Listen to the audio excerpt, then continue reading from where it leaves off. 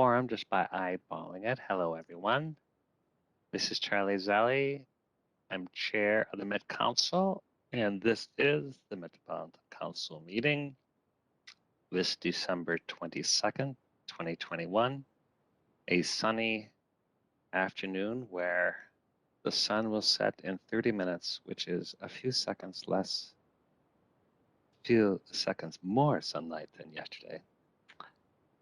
Before we start, and I call the meeting to order, acknowledge that this is a virtual meeting, which we are doing in accordance with Minnesota statutes, section 13D.021, and which allows us to do that. If you're watching from the public, please feel free to do it through our website or the YouTube channel. And if you have comments, feel free to submit them at public.info@metc.state.mn.us, and we'll respond promptly.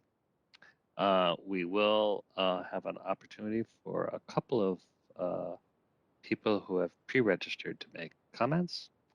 But before we start, we'll establish our quorum by having a roll call. And Liz, you may do that now. Arbor. Here. Chambliss. Chambliss. Cummings. Here. Ferguson. Here. Fredson. Here.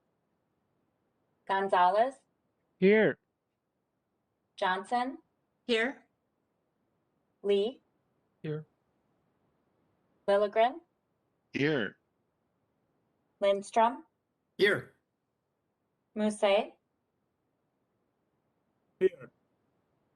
Sterner. Bento. Here. Wolf. Here. Zurin. Present. And Chair Zally. I'm here. We have a quorum. First up is approval of the agenda. No roll call is required unless anyone has an amendment or a correction. And hearing no objection, we'll consider the agenda approved, which brings us to the minutes from our meeting December 8th, 2021. Can I have a motion to approve the minutes? Wolf moves approval. Thank you, Councilmember. Is there a second? Bento seconds. Thank you, Councilmember. Any discussion, correction? All right, hearing none. Liz, please call the roll. Arbor. Aye. Cummings. Aye. Ferguson. Aye. Fredson. Aye. Gonzalez. Aye. Johnson. Aye. Lee. Aye. Lilligren. Aye. Lindstrom. Aye. Musset. Aye. Sterner. Bento. Aye. Wolf. Aye. Zurin. Aye. And Chair Zally. Aye. The minutes are approved. Now we're moving to the public invitation. This is an opportunity in our agenda to hear public comment. And we have two people who have pre-registered to speak today. I will call your name and either you or staff can unmute your line before you make your comments. You'll have approximately 3 minutes, and when you're finished, we ask that you leave the meeting and follow the rest of the discussion through the YouTube channel or access through the Met Council website. So first up is, and I see you're here, Jane Friedman. Go ahead, Jane. Hi, my name's Jane Friedman. I live at 4455 Harbor Place Drive in Shoreview. And this is new business related to the 2040 Shoreview Comprehensive Plan that is on your agenda today.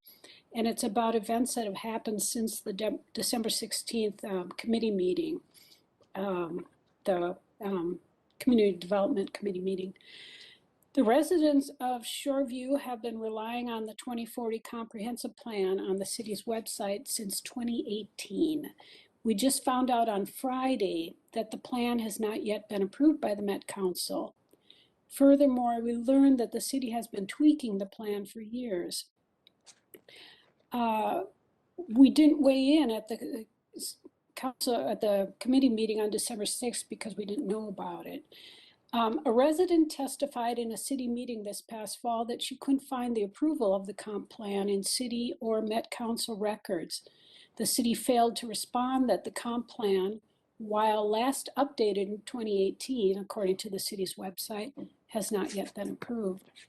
Tom Simonson, Shoreview's assistant city manager, said on Friday that the city satisfied its public disclosure requirement back in 2018 and that, quote, "we are not aware of any legal requirement by the city to publish notice of the Metropolitan Council's consideration of the plan." Currently, I and hundreds of residents are expressing organized opposition to a 6-story, 268-unit market rate apartment building, part of a PUD proposed for the shores of Snail Lake, a small public lake with fragile bluffs already struggling with overuse and milfoil infestation. Almost 2,000 people have signed our petition so far to limit the development proposal to a residential product, which will result in far less negative impact to this lake and the surrounding environment. We are not opposed to big development, but this is the wrong spot for it. According to a city document about the application process for a PUD, if the proposal complies with the comprehensive plan, the city may vary from its development code. Therefore, the comprehensive plan is very important in regards to the project we oppose. We see on a map in the documentation attached to this meeting agenda, it's map 4.3, that the future land use for the property is changing from institutional to medium density neighborhood. This same map on the city's website shows its future use as institutional. We wonder what other changes have been made in the past 3 years that may also affect the way in which we express our views to the city. I respectfully request that you table item 6.E.1 of this agenda until such time as the city can inform Shoreview residents of the changes and receive their feedback. Thank you. Thank you, Jane. Next up, we have pre-registered Joanne Toth, and I see that you're here. Go ahead and unmute, and love to hear your comments. Good afternoon. My name is Joanne Toth. I live at 4255 Snail Lake Boulevard in Shoreview, Minnesota. This is my first time testifying before the Met Council. I understand I need to be brief, and I will certainly try to do it before the sun sets. With that in mind, I'm here largely to echo what Jane Friedman had just said. And the point that we're trying to make has to do with 3 things. 1 is notice, 2 is opposition, and 3 is mystery documents. Hopefully I've got your attention with that 3rd topic.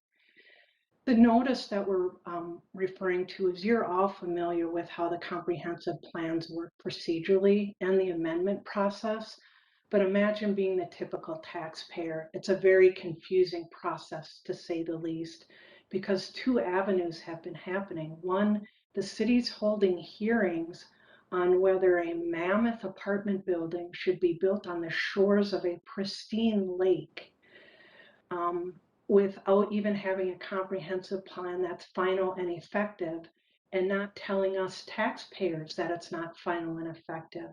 How are they going through these hearings and not telling us key important things?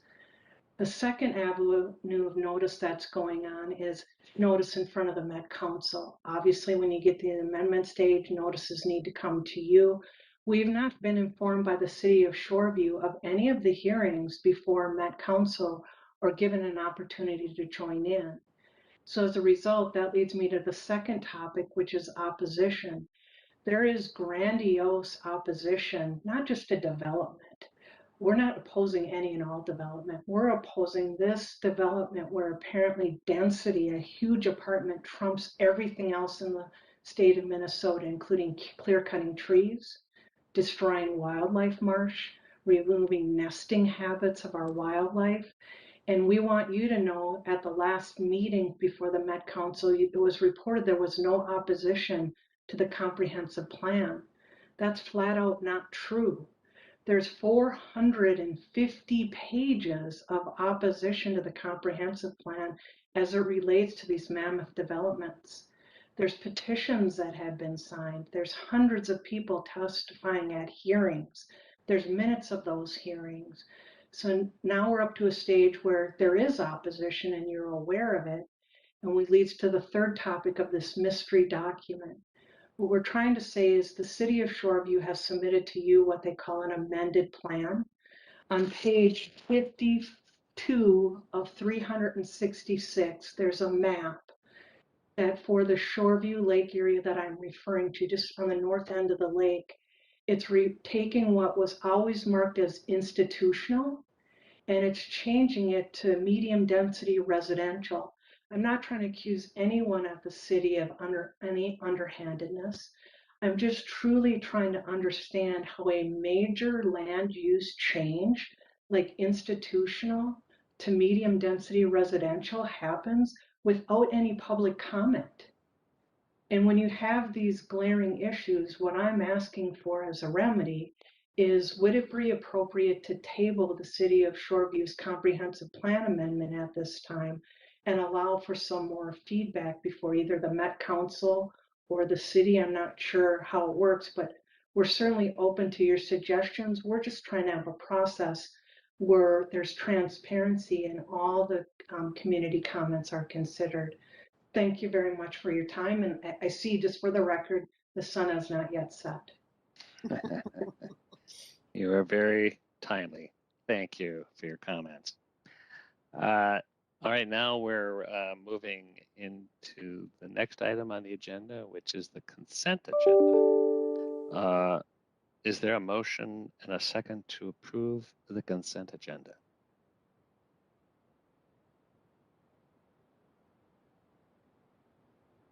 Cummings moves approval. Thank you. Is there a second? Second by Gonzalez. Thank you very much. Any discussion? All right, hearing none. Liz, please call the roll. Barber, Aye. Cummings, Aye. Ferguson, Aye. Fredson, Aye. Gonzalez, Aye. Johnson, Aye. Lee, Aye. Lilligren, Aye. Lindstrom, Aye. Musse, Aye. Vento, Aye. Wolf, Aye. Zurin, Aye. and Sally. Did you get me? Yes, Aye. thank you. That motion is approved. Next, we're having reports from the Standing Committee, and on the Community Development Committee has reports on the consent agenda. There are no reports of the Environment Committee, which brings us to the Management Committee. Councilmember Ferguson. Thank you, Mr. Chair. We have one item on the agenda today, and that is business item 2021-344. It is the non-represented plan. The non-rep plan covers approximately 400 employees who are not covered by portions of a collective bargaining agreement. The non-represented plan is reviewed on an annual basis to reflect necessary changes and update compensation. Revision for 2022 salary administration indicates a 2% general increase for the non-represented employees and either a step movement or performance-based increases depending on where the employee sits in the compensation grid. This increases within the 2022 increase is within the 2022 adopted operating budget and is consistent with the parameters established by the Management Committee for Represented Bargaining Units. Mr. Chair, the proposed action is that I move that the council approve business item 2021-344, the non-represented plan changes effective December 25th, 2021, incorporating the revisions summarized in the business item. Great, thank you. Is there a second to the motion? Johnson seconds. Thank you. Any discussion? All right, hearing none. Liz, please call the roll. Garber, Aye. Cummings, Aye. Ferguson, Aye. Fredson, Aye. Gonzalez, Aye. Johnson, Aye. Lee, Aye. Lilligren, Aye. Lindstrom, Aye. Musse, Aye. Vento, Aye. Wolf, Aye. Zurin, Aye. and Chair Zelli. Aye, that motion is approved. That carries. That brings us to the Transportation Committee. Councilmember Barber. Thank you, Mr. Chair. Mr. Chair, council members, business item number 2021-347 is regarding the approval of the release of the 2022 regional solicitation and highway safety improvement plan applications. Following the award of projects with the 2020 regional solicitation, TAB evaluated feedback the regional solicitation process from applicants, scorers, and committee members. Through a series of work group meetings in the first half of 2021, TAB developed changes for the solicitation. Updates included adding a new application category for unique projects, updating the pedestrian safety measure in the roadway applications, and increasing the points for safety in the spot mobility and safety application. The draft regional solicitation and highway safety improvement program applications were approved in September and released for public comment. In November, TAB reviewed the 92 public comments received from 58 commenters. The comments were documented in the public comment report attached to the business item. Major themes within the report are 40 comments were related to the modal funding ranges, with 35 of these comments requesting that investment be shifted away from roadway expansion to investments in transit, bicycle, and pedestrian improvements. 5 of the modal funding comments supported increased investment in roadways. Most of the modal funding comments also commented on the need to reduce the impacts of climate change by reducing our investment in roads and reliance on the automobile. 8 comments were specifically related to investing in safety, such as safe bicycle and pedestrian facilities and intersection improvements. 4 comments related to simplifying the solicitation application process, and there were a number of comments supporting specific projects within the region. TAB members acknowledged the comments. As reflected in the comments, TAB had updated the safety measures and weighting and determined that funding ranges included in the solicitation will allow for flexibility when selecting projects at the end of 2022. TAB approved the final regional solicitation and the HSIP applications for release. Therefore, Mr. Chair, I move that the Metropolitan Council concur with the TAB action to approve the attached regional solicitation package, including the Highway Safety Improvement Program solicitation for the 2026 through 2027 funding and 2024-2025 funding for travel demand management and unique projects, and to release the solicitation. Thank you, Councilmember. Is there a second?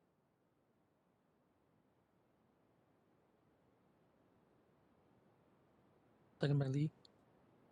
Thank you, Councilmember Lee. Any discussion? Go ahead, Deb. Thank you, Mr. Chair. I just want to really thank all of the members of TAB, all of the different committees that we have, like TAC and TAC funding and programming, and a lot of the people who worked very hard in putting all of this information together, working with the members of TAB and the different organizations that are represented there. So just really want to thank all of the people who participated in this, and especially to all of our staff who really worked very hard, not just in compiling everything, but getting everything organized and in a state for us to review. So big thanks to everybody. Great, thank you. Any other discussion? All right, Liz, please call the roll. Barber, Aye. Cummings, Aye. Ferguson, Aye. Hudson, Aye. Gonzalez, Aye. Johnson, Aye. Lee, Aye. Lilligren, Aye. Lindstrom, Aye. Musse, Aye. Bento, Aye. Wolf, Aye. Zurin, Aye. and Chair Zelli. Aye, that motion carries. And now I believe we are going to the joint report of Environment and Community Development Committees. And is that you, Councilmember Lilligren? Yeah, thanks, Mr. Chair. The following two business items are for comprehensive plans for communities that are connected to the regional wastewater system. So they were heard in both Community Development and Environment Committee. And in both cases, council staff found that the plans conform to regional systems plans and are compatible with the plans of adjacent and affected jurisdictions. The first is the Shoreview 2040 Comprehensive Plan that we heard about earlier. It's item 2021-340 to authorize the 2040 Comprehensive Plan for Shoreview and to approve the Comprehensive Sewer Plan. Mr. Chair, I move that the Metropolitan Council adopt the attached advisory comments and review record and take the following actions. Two recommendations from the Community Development Committee. One is to authorize the City of Shoreview to place its 2040 comprehensive plan to effect. The other is to advise the city to implement the advisory comments in the review record of forecasts. The recommendations from the Environment Committee: one, approve the City of Shoreview's comprehensive sewer plan, and two, require the city to include a reference to the city ordinance that prohibits the discharge of any roof drainage, stormwater, surface water, or groundwater into the municipal sewer system in the final city adopted plan that's submitted to the council. The city may also include a copy of the applicable ordinance or ordinances in the final adopted plan to satisfy this requirement. Great. Let's see if we have a second, and then we can open it up for discussion. Is there a second to the motion?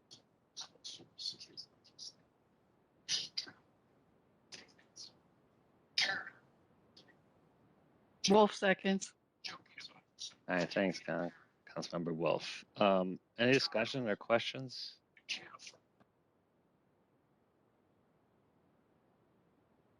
And I don't know if the staff wants to, we did have a comment earlier, wants to at least give some context if you wish, maybe Eric.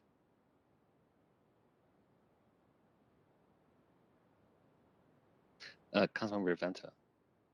Mr. Chair, at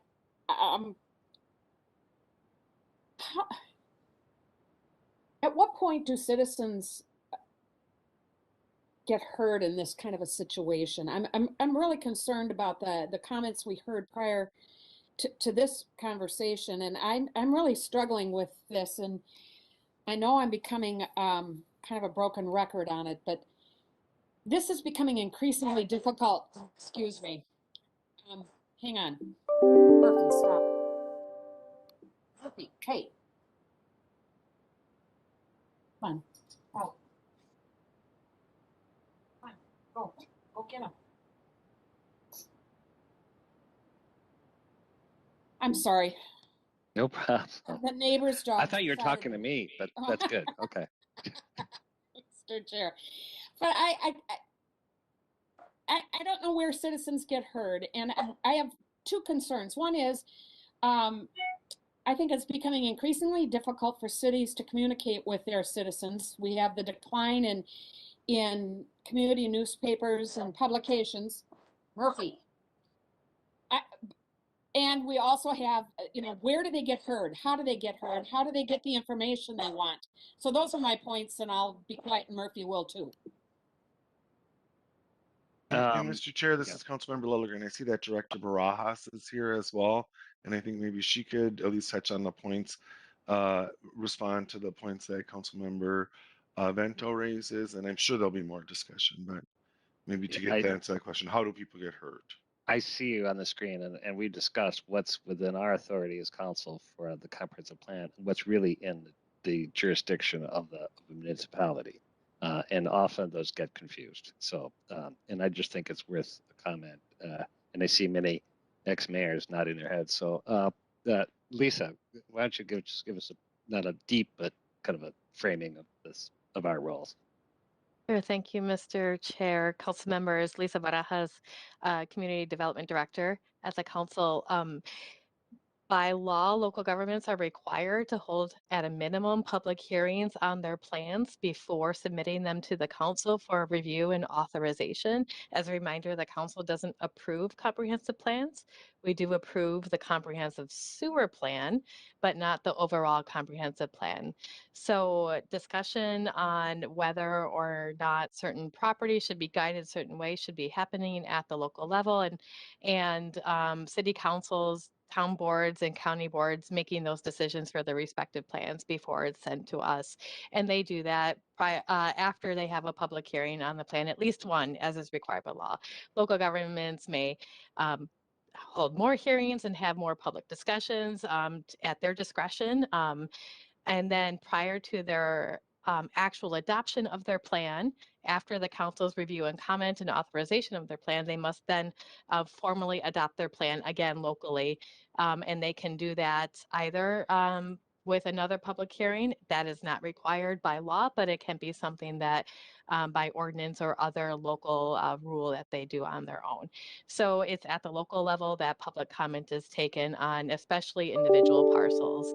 By the time it gets to us, we assume that local governments have at least completed, not just assume, but they're required to provide documentation of when they've held their public hearings and what decision they've made, and they also have to authorize their plan by resolution to be submitted to us as well. I'm happy to answer any other questions, and I know that our former mayors on this call also have a lot of experience within their governments as well as how that works. Thank you. Mr. Chair. Judy, go ahead. Thank you, Director Barajas. Really appreciate that. And mailed notice is required. Normally, if there's a planning commission, and again, it's one public hearing required, but many go beyond that. Council members and the mayors get notified when people are happy or not happy or indifferent about something that's happening at the local level.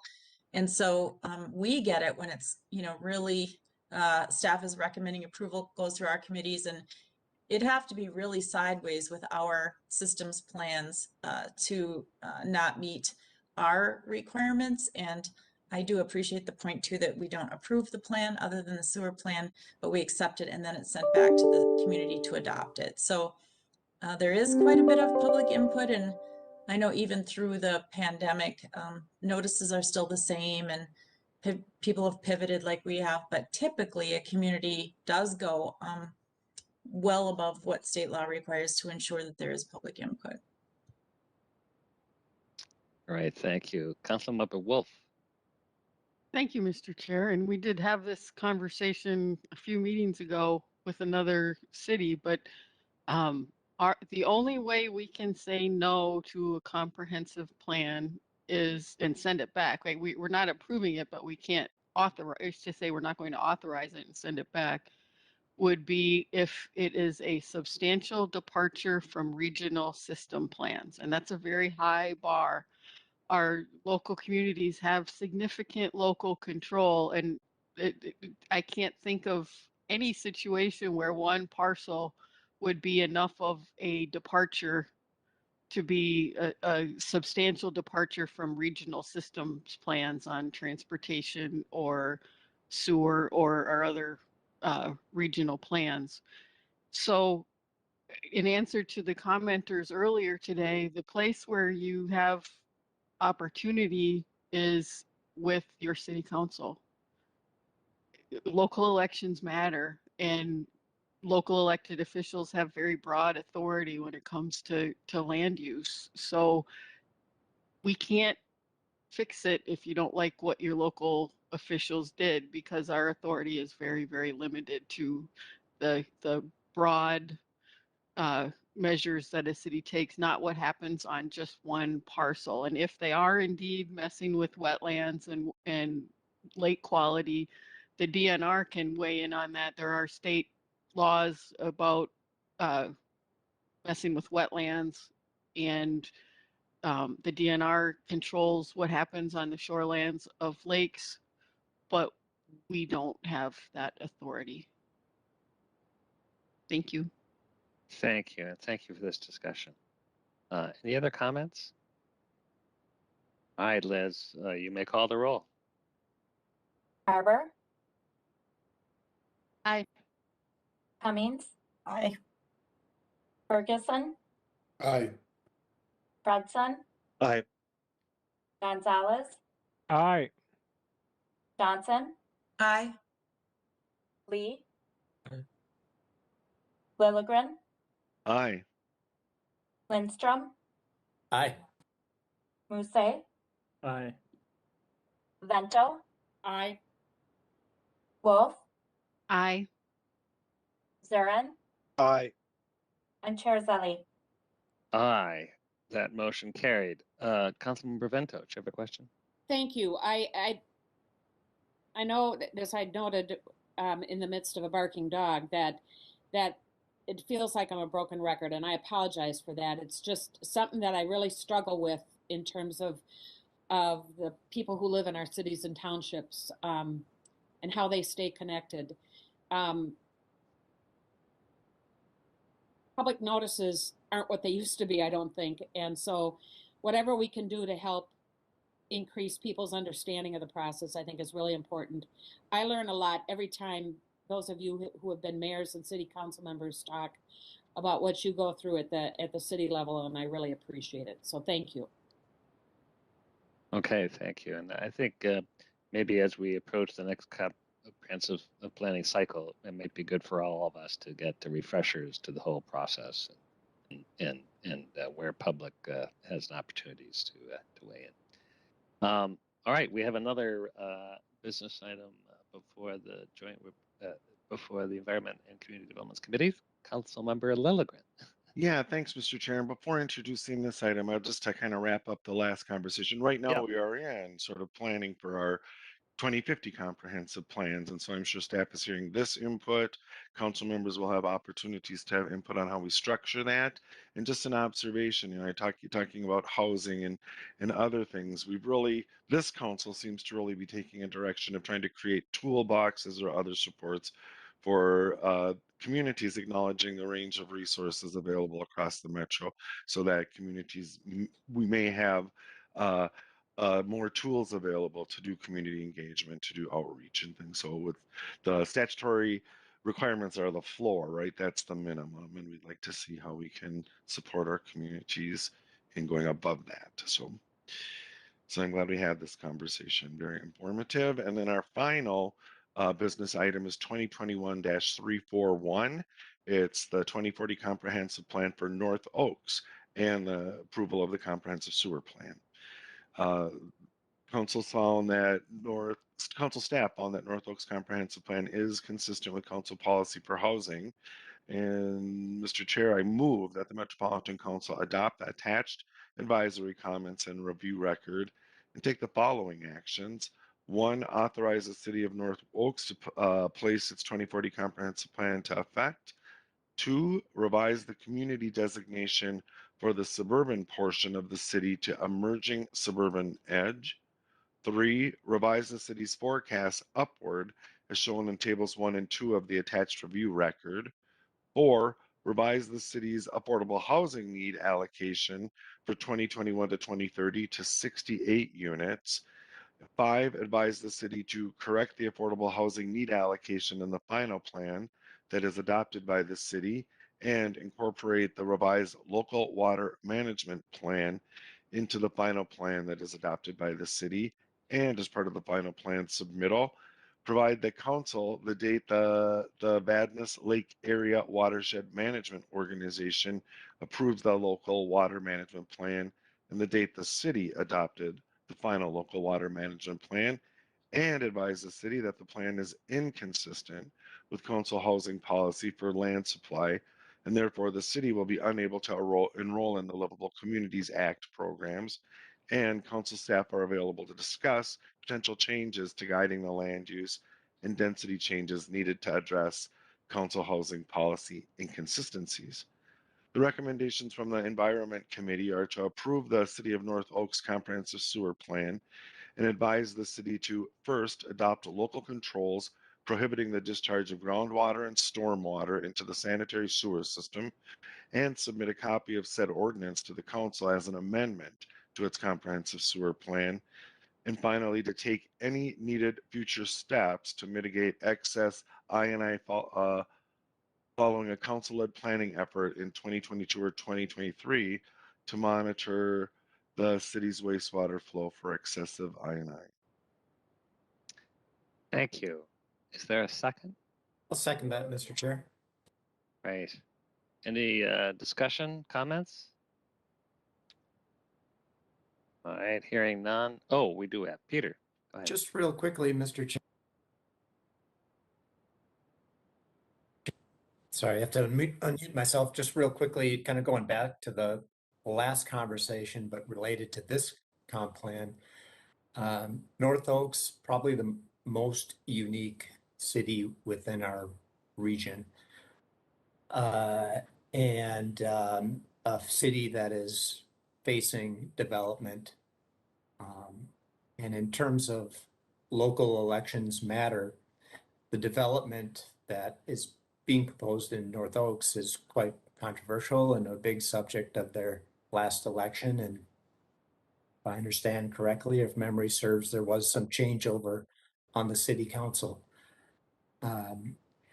So just hammering home the point that this is really locally driven, local control, and elections do matter. And they did matter in North Oaks.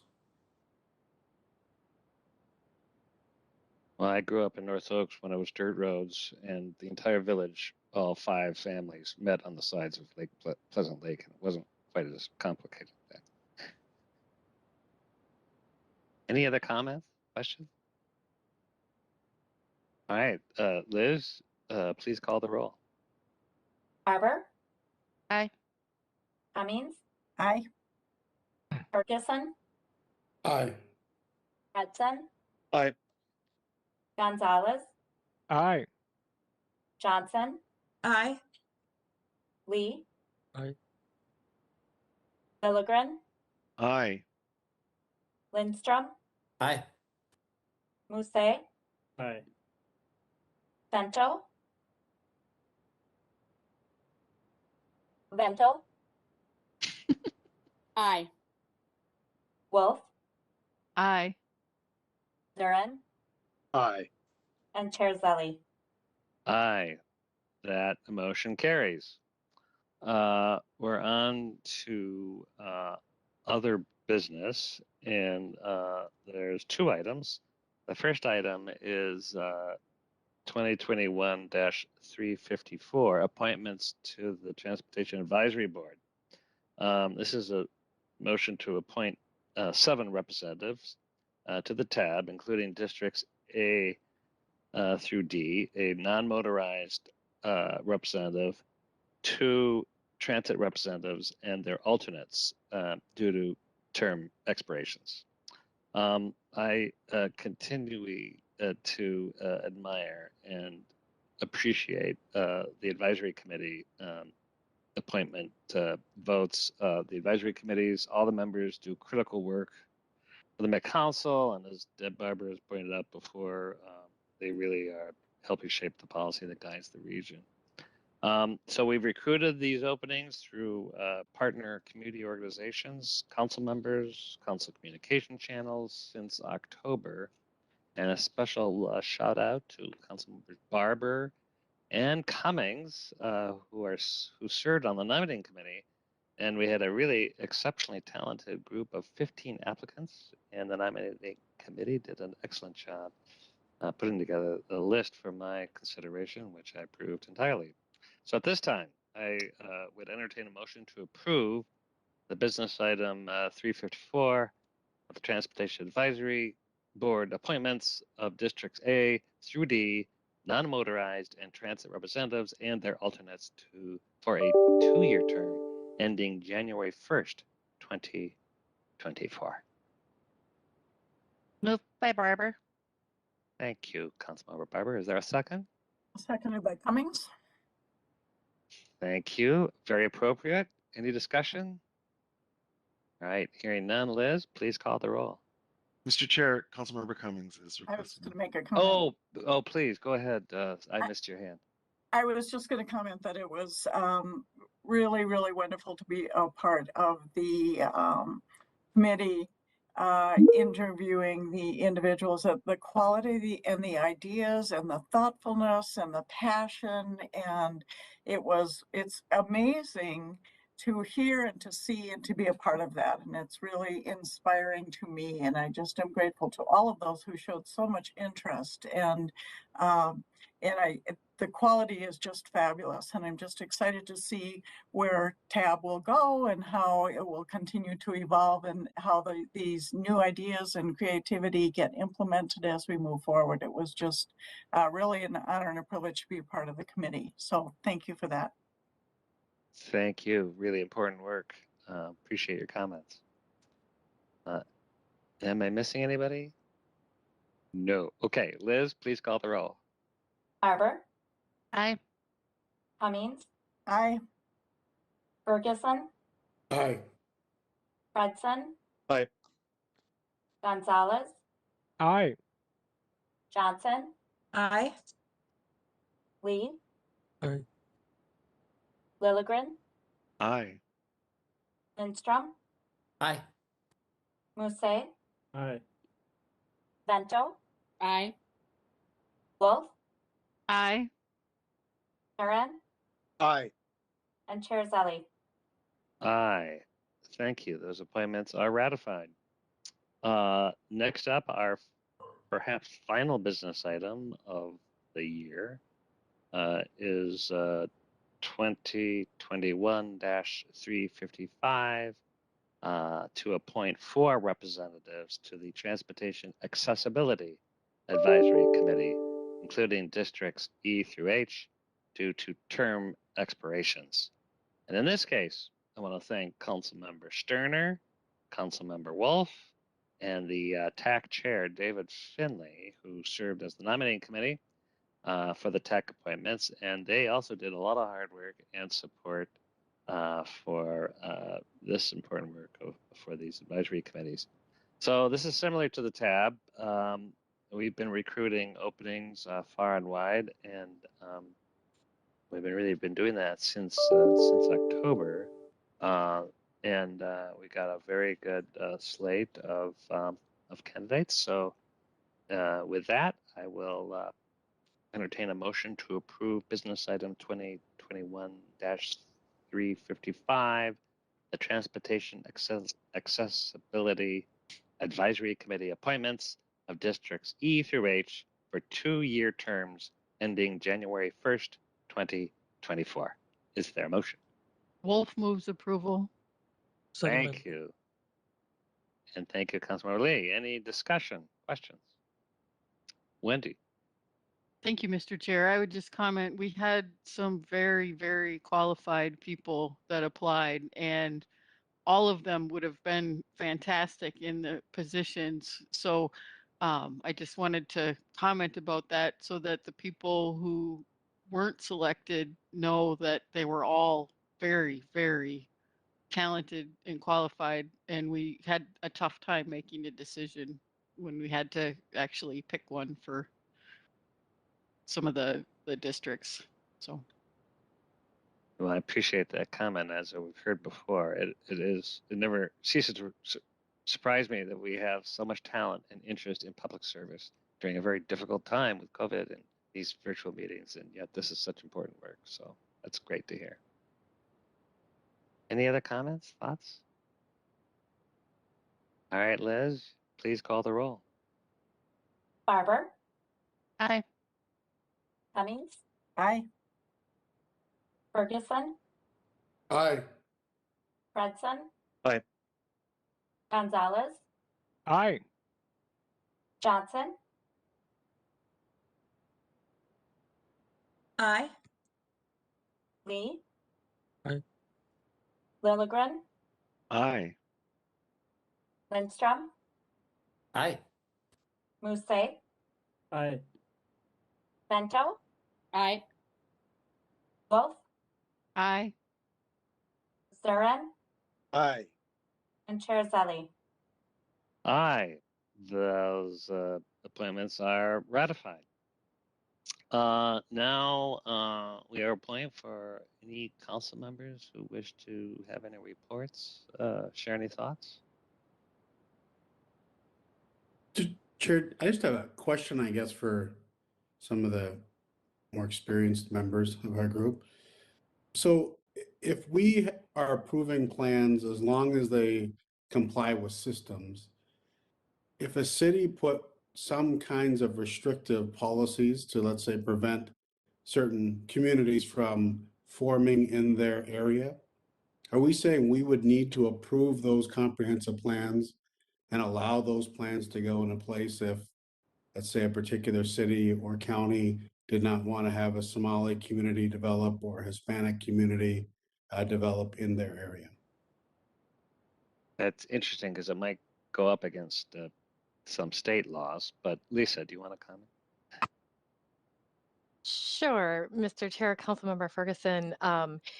We at the council are responsible for ensuring that other state laws are followed as well. And where we see that they are not being followed, it is our responsibility to call that out. I think one example is the State Wild and Scenic River Act. While it's not our responsibility to implement it, when we see that it's not being followed in plans, then we identify that, especially because it involves land use. You can't do that there. You actually have to develop realistic plans within the parameters of existing law. So that's how we would review that and provide that upfront before it even comes to you. Yeah, just, as people have mentioned, obviously elections have consequences, and we're seeing lots of strange things happen around the country where we're trying to take rights away from certain individuals. And if you have the right people elected in a certain area, they could choose to do what they wish. And if we're a rubber stamp, in essence, as long as the system plans, and they could have a proper sewer plan, but choose to do other things that that they might all agree on, right? Yeah, really great question. And Lisa, I appreciate your answer because it kind of gives us also more serious application of our votes. That's not just a rubber stamp, as you say. And Mr. Chair, Yeah, please go ahead. I mean, and again, federal law trumps, the Constitution trumps, and there have been cases where cities were sued and lost. By the So, Justice Department. Right? Yeah. So and that is why most communities have a city attorney sitting right there in the meetings and advising those city council members and the mayor ahead of time on the scope of authority that they have within the decisions they're making. Is it legislative? Is it quasi judicial? And being schooled very carefully. And also the League of Cities is great at making sure they all know their roles so that they are not violating federal or state law and they're not taking away protected constitutional rights. So it's pretty serious, the training that we all go through. Now, does that mean that some don't get it wrong? No, but I will also say by the time something really is setting itself up where there's controversy to that extent, lawsuits start showing up, and the council members are getting some very stern warnings as well. So it's in Minnesota, I feel like we have a really strong system, but every now and then, yep, something can happen. But we could always do maybe like Mr. Chair said, a study session on this at some point, and then just get some insights too on what training those local officials do have, that, the very serious nature of their roles. So it's a great question, and we could dig a little more into this someday. Yeah, keeping our eyes open. Any other thoughts, questions? All right. Mr. Chair, it's Councilmember Wolf. I had my hand up, but you didn't see me. You have a bright light. I missed your hand. Oh, sorry. Yeah. Go ahead. I just wanted to thank Councilmember Johnson for her wise words and add that if cities veer too far from what's legal, they end up losing their insurance through the League of Minnesota Cities, which is Oh, a substantial stick to doing something illegal. So I would agree. We don't need to worry too much about that happening in Minnesota. There's just a broader definition of what's legal, it seems like these days, and things that 10 years ago we might have thought was settled law, right? So, we don't take it for granted. Yeah. no. All right. Any other thoughts? And I'm looking carefully. All right. No. Mary, you're here. Do you have any reports?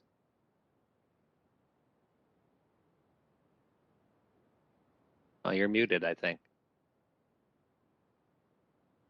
How about that? There you go. There you go.